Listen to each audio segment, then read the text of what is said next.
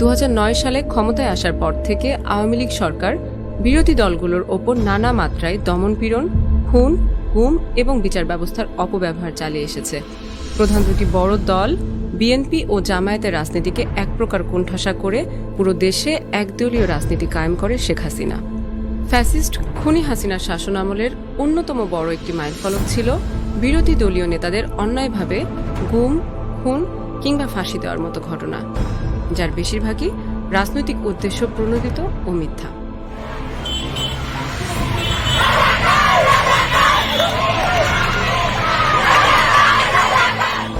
গত 5ই আগস্ট ছাত্র জনতার গণঅভ্যুত্থানের মাধ্যমে শেখ হাসিনার ভারতে পলায়নের পর অনেকেই বাক স্বাধীনতার মুক্ত বাতাসে অনেক চেপে রাখা কথা স্বেচ্ছায় প্রকাশ করেছেন।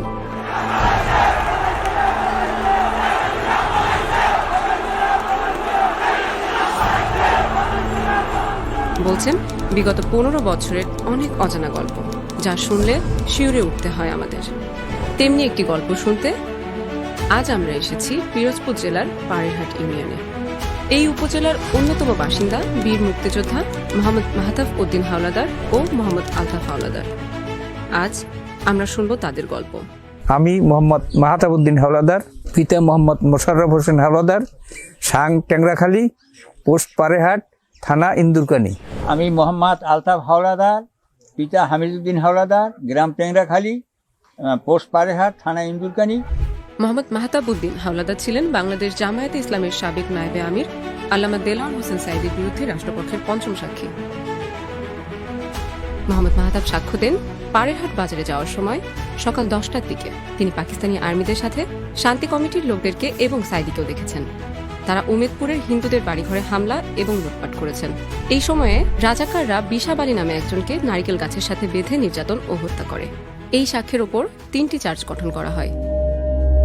10 নম্বর অভিযোগে বিশাব আলীকে হত্যা এবং হিন্দু সম্প্রদায়ের বাড়িঘরে আগুন দেওয়া, 11 নম্বর অভিযোগে মাহবুবুল আলম হাওলাদারের বাড়িঘর লুটপাট এবং 16 নম্বর অভিযোগে 3 নারীকে অপহরণ করে আটকে রেখে ধর্ষণের কথা উল্লেখ করা হয়।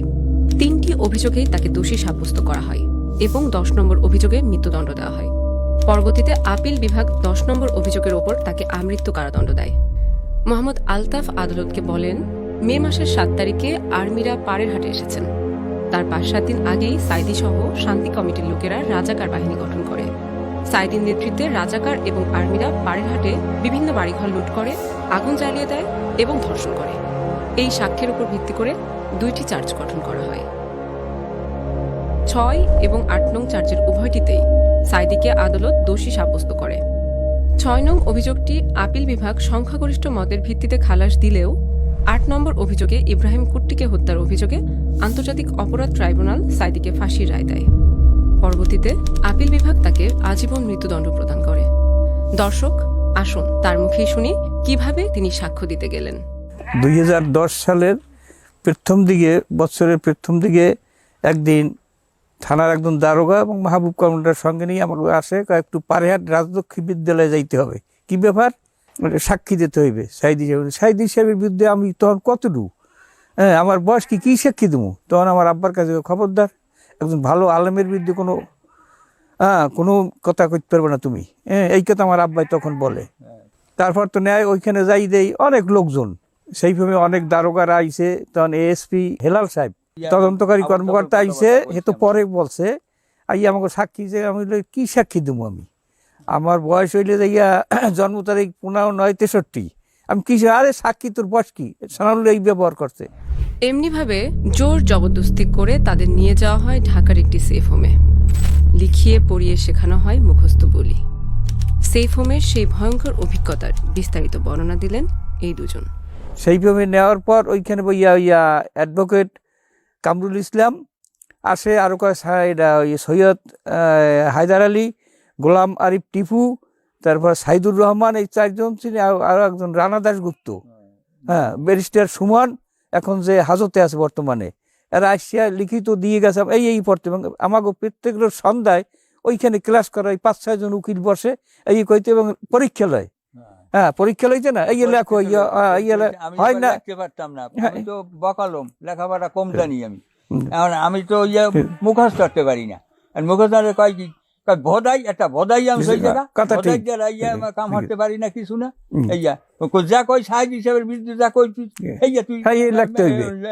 লিখতে দিবি। পড়বি হইয়া আমি তো এবার আমি লেখাপড়া যেহেতু জানি হেতু তো পড়বো হইয়া হ্যাঁ পর আমাকে ধমকাই ধমকাইয়া এই মুখস্থ পারবো না বাস্টার এই বাস্টার বেলালি বাস্টার ইংরেজি কয় আমি তো বুঝি না হ্যাঁ এই কথা কই আবার হ্যাঁ এই দেশে তারপর তো ওই ট্রাইব্যুনালে আমাকে সাক্ষী দেওয়ার 3 দিন আগে নেছে ওখানে ঘুরিয়ে ফুরে এইখানে ব্যারিস্টাররা বসবে এইখানে বিচারকরা পাবে এইখানে আসামি থাকবে এইরকম কথাবার্তা কইয়ে তখন ওই ট্রাইব্যুনালের চেয়ারম্যান নাসিম সাহেব উনি আইসে হাই তোমরা যা কয় এই তোমরা বসবা কেসের বিচার করার মালিক আমি আমরা হ্যাঁ ফাঁসি দেওয়া লাগ আমি দেবো তোমরা যা ওনা যা কইয়ে দেয় এই তোমরা কই যাবা কোডে তোমাকে আর কোনো ভয় নাই এই তোমরা কবা এই কথা কওয়ার পরে আমাকে উনি একটা আয়নার ঘরের মধ্যে আমার দেশে কাগজ দেশে এইটা মুখস্থ করো এইটা মুখস্থ করে আমি তো লেখাপড়া তেমন যাই না ওই কিছু কিছু মুখস্থ করতে পারি আবার যাই কই যে এইভাবে বেড়া পারো না সাক্ষী দিতে এটা আনছি কি আছে সাক্ষী দিতে বোধাই এটা পারে না কিছু কইতে পারে না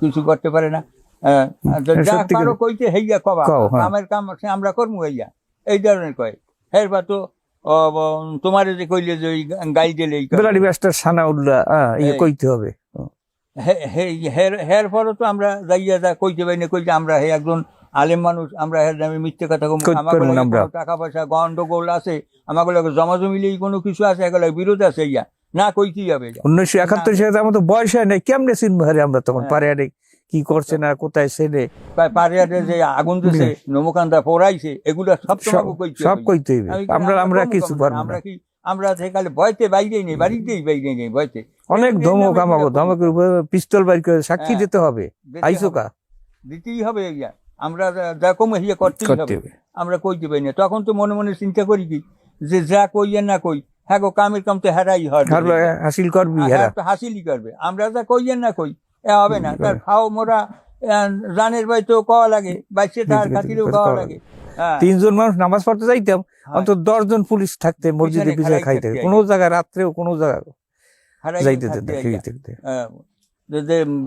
বাইরে আবার কোনো আমাকে এরকম কোনো কায়দা ছিল না দেলোয়ার হোসেন সাঈদীর বিরুদ্ধে কেমন করে মিথ্যা সাক্ষ্য দেবেন তা নিয়েই ছিল সমস্ত সংশয় রাজনৈতিক পরিচয় ছাড়াও দেলোয়ার হোসেন সাঈদী ছিলেন একজন আলেম বিড়ালের মতো 500 বছর বেঁচে থাকার কোনো লাভ নাই সিংহের মতো 1 ঘন্টা বাঁচতে চাই তাই তার বিরুদ্ধে মিথ্যা সাক্ষ্য দেওয়া নিয়েও ছিল তাদের অনীহা কিন্তু অস্ত্রের মুখে জিম্মি হয়ে তারা সাক্ষ্য দিয়েছেন কিংবা বলা ভালো দিতে বাধ্য হয়েছেন